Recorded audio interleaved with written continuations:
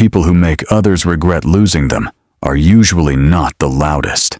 They don't post revenge quotes every day. They don't beg. They don't chase closure endlessly. They just change quietly.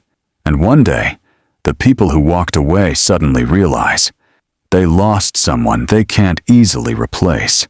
Let's talk about it. One of the strongest things you can do is stop explaining yourself to people who already decided not to understand you.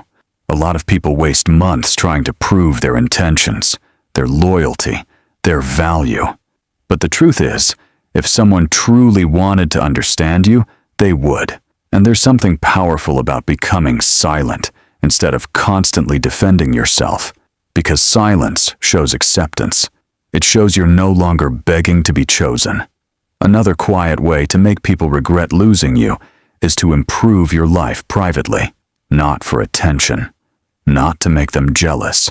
For yourself, you start taking care of your mind, your health, your goals, and slowly your energy changes. You become calmer, more focused, more confident. People notice that naturally, because real growth has a different feeling to it. It doesn't need announcements. You also stop reacting emotionally to everything. This changes everything psychologically. A lot of people expect permanent access to your emotions.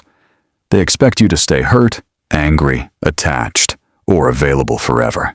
But when you stop reacting, when you become emotionally steady, they begin realizing they no longer have control over your peace, and that silence becomes louder than arguments ever could. Another powerful shift is learning how to enjoy life without them, not pretending to move on while secretly watching everything they do, actually reconnecting with yourself, your routines, your peace, your happiness outside of them. Because when someone sees that your life didn't collapse after they left, it forces them to see you differently. That's when absence becomes real. Then there's self-respect. This matters more than people think. The people who leave the deepest impression are usually the ones who walked away with dignity. No begging, no humiliating themselves for attention, just quiet self-control. And honestly, people remember that, especially today, when emotional chasing has become so common. You also become more careful with your energy. You stop giving unlimited access to people who constantly disrespect you, ignore you, or only show up when it benefits them, not out of bitterness, out of awareness.